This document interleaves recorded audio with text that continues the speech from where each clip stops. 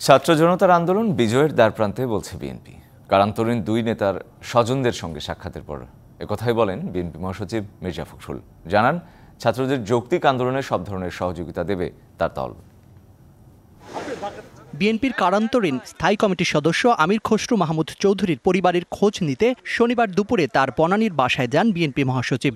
কথা বলেন আমির খসরুর স্ত্রী তাহেরা খসরু ও ছেলে ইসরাফিল খসরুর সাথে। পরে গণমাধ্যমের সামনে আসেন মির্জা ফখরুল। অসুস্থ মানুষ, বয়স্ক মানুষ, খান ভাই, খসরু ভাই দুজনেরই বড় বড় অসুখ আছে, তাদের ওষুধগুলো তারা ঠিক মতো পাঠাতে পারছে না। কোটা সংস্কার আন্দোলনের পরিণতি নিয়েও কথা বলেন তিনি। আমরা অত্যন্ত আশাবাদী এই কারণে যে তরুণরা যেখানে জেগে ওঠে, ছাত্ররা যেখানে জেগে ওঠে, যুবকরা যেখানে ওঠে, সেই আন্দোলনকে সে পরাজিত করা কারো পক্ষেই সম্ভব না।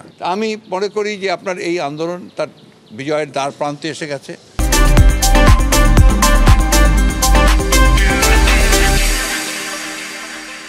এবং বিশ্বাস করি ইনশাআল্লাহ এই জনগণের বিজয় অবশ্যই হবে, ছাত্রদের বিজয় অবশ্যই হবে। চলমান আন্দোলনে বিএনপির অবস্থানও তুলে ধরেন মির্জা ফখরুল। যে ছাত্রদের এই যৌক্তিক আন্দোলন, এই আন্দোলনে আমাদের শুধু সমর্থন নয়, আমাদের সর্ব রকমের সহযোগিতা সহমতে তাদের সঙ্গে থাকবে।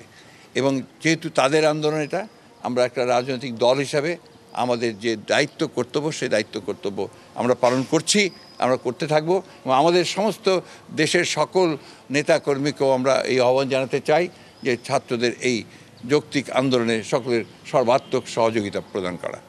এর আগে বিএনপির কারান্তরীণ আরেক নেতা নজরুল ইসলাম খানের স্বজনদের সাথেও দেখা করেন দলটির মহাসচিব। Zakaria Ahmed, DBC news, Dhaka.